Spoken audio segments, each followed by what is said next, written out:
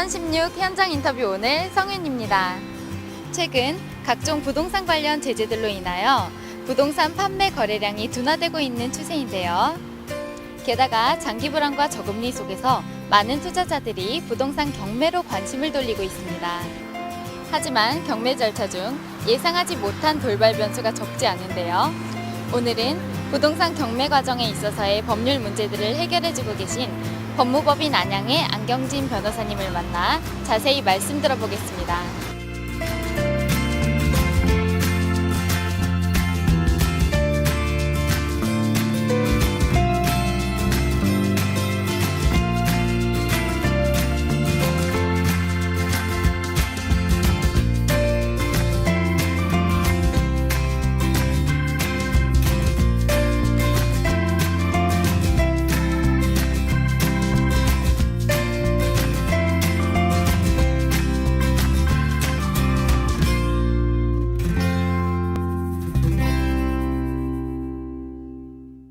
변호사님 반갑습니다. 네, 안녕하세요. 네, 변호사님께서는 부동산 경매 관련 문제들을 해결하시는 데 있어 다년간의 수임 경력을 가지고 계신데요. 우선 변호사님에 대한 간략한 소개 말씀 부탁드립니다. 네, 저는 고려대학교 법학과를 졸업하고 제45회 사법시험에 합격한 후 36기 사법연수원을 수료하였습니다. 또한 한국감정원 토지보상과 도시정비사업 관련 전문기관에서 연수를 받았고 대한변호사협회 부동산 법률지원 변호사를 지낸 바 있습니다.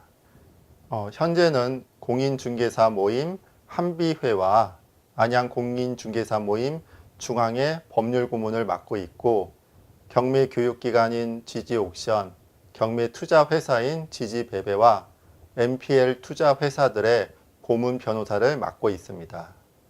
제가 경매 관련 일을 주로 맡았던 것은 첫 근무지인 로펌에서 부동산 관련 업무를 하면서 우연히 공인중개사 시험대비 학원에서 특강을 하게 되었고 이를 계기로 경매 관련 종사자들과 만나 경매 관련 사건을 본격적으로 맡게 되었습니다.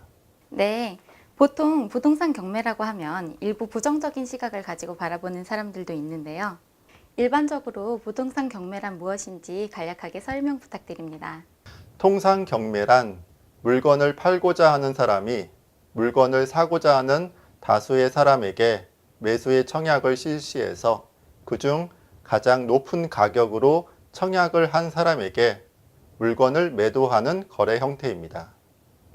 부동산 경매는 그 대상이 토지와 토지의 정착물인 것인데 약속한 날짜까지 빌려간 돈을 갚지 못한 경우 채권자에게 각각 그만큼의 채권을 회수할 수 있도록 해주고 채무자에게는 그 금액만큼 채무를 변제할 수 있도록 채권자, 채무자 모두를 만족시키는 제도입니다. 부동산 경매 절차에는 강제 경매와 임의 경매가 있는데 강제 경매는 채무자 소유 부동산을 판결문 등 집행 권한을 가지고 압류한 다음 매각하여 그 매각 대금을 가지고 채권자가 금전 채권의 만족을 얻도록 하는 절차이고 임의 경매는 저당권, 전세권 등 담보권의 실행을 위한 경매입니다. 네, 그렇군요. 요즘 부동산 경매 시장이 과열되면서 가장 임차인이 있는 경우도 적지 않다고 하던데요. 부동산 경매에 있어서 임차인의 대항력과 가장 임차인 대응법에 대하여 설명 부탁드립니다. 주택임대차보호법 제3조 1항에서 규정하고 있는 임차인의 대항력을 이용해서 금전적 이득을 보려는 가장 임차인이 있을 수 있습니다. 말소 기준권리 뒤에 전입한 후순위 가장 임차인으로서 소액 보증금에 대한 최우선 변제를 노리는 경우와 말소 기준 권리보다 먼저 전입한 선순위 임차인으로서 임대 보증금을 낙찰자로부터 받으려는 경우가 있습니다.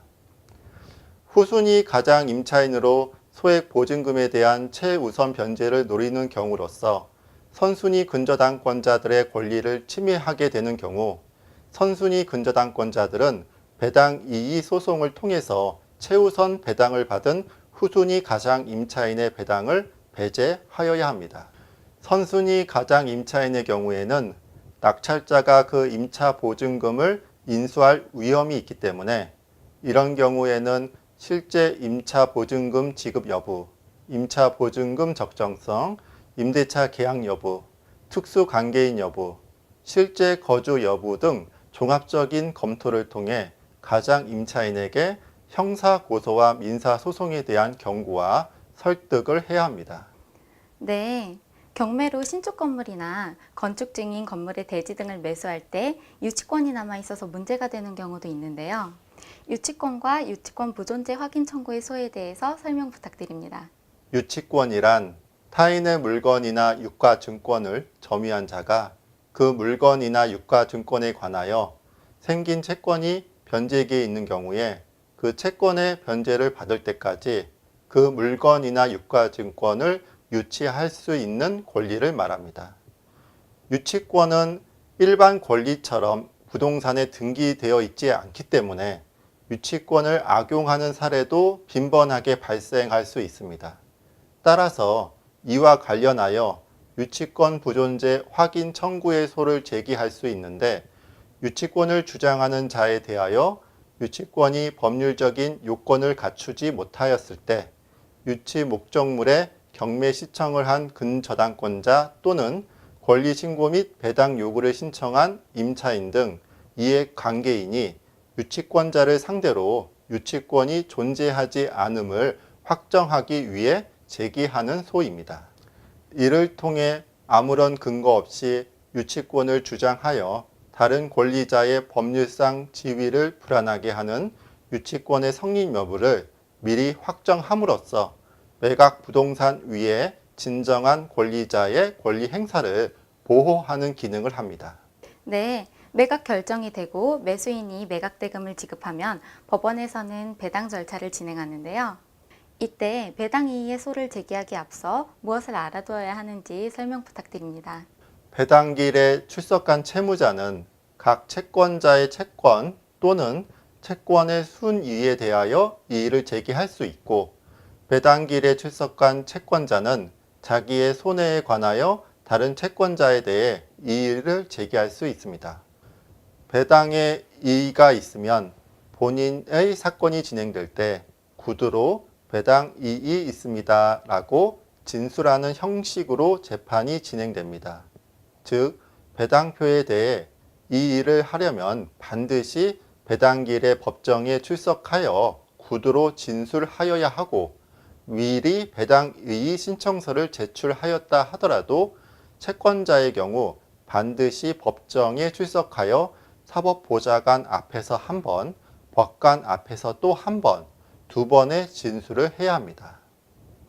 만약 사법보좌관 앞에서만 배당 이의 진술을 하고 나중에 판사 앞에서 배당 이의 진술을 하지 않으면 결국 배당 이의 진술을 하지 않은 것이 되어서 배당 이의 소송을 제기할 수 없습니다.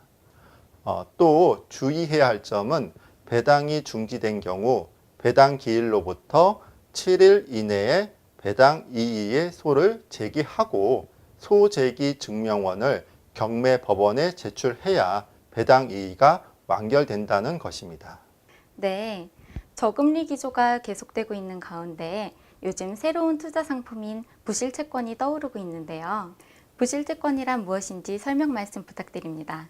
부실채권이란 금융기관의 대출 및 지급보증 채권 중에서 원리금이나 이자를 제때 받지 못한 채권을 말합니다. 금융회사는 3개월 이상 연체 채권을 대출 원금보다 낮은 가격에 매각 또는 유동화하거나 회계상 손실 처리를 하게 합니다. 부실채권은 담보부와 무담보부로 나뉘는데 무담보부의 경우 악의적인 채무자가 채무 이행을 거절하고 채무자 명의의 재산이 없을 경우 채권 만족을 얻지 못할 위험이 있습니다. 담보부 부실채권의 경우에는 채무자가 이행을 하지 않더라도 담보로 제공한 부동산에 임의경매를 신청하여 채권의 만족을 얻을 수 있다는 점에서 무담보의 경우보다 안정적이라는 장점이 있습니다. 이와 같은 담보부 부실 채권을 금융기관은 유동화 회사를 상대로 대출 원금보다 낮은 가격으로 매각을 하게 되고, 유동화 회사는 그와 같이 대출 원금보다 낮은 가격으로 매각된 담보부 부실 채권을 가지고 담보권을 실행하여 대출 원금뿐만 아니라 연체 이자까지도 배당에 참여할 수 있어서 그만큼 수익을 낼 수가 있게 됩니다. 끝으로 변호사님의 앞으로의 계획과 포부 말씀 부탁드립니다.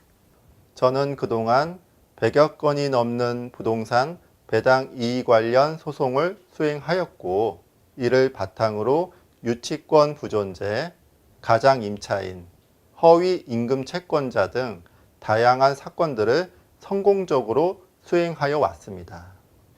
이에 대하여 최근에는 사단법인 한국전문기자협회로부터 부동산 소송 우수 변호사로 선정되기도 했습니다. 앞으로도 성실성, 책임감을 바탕으로 부동산 경매, 부실채권, 유치권, 가장 임차인 등에 관한 조언이 필요하신 경우, 법적인 해결이 필요한 경우 의뢰인의 권익 보호와 유익한 결과 도출을 위해 매사에 정성을 다하여 노력할 것을 약속드립니다. 네, 오늘 말씀 감사합니다. 네, 감사합니다.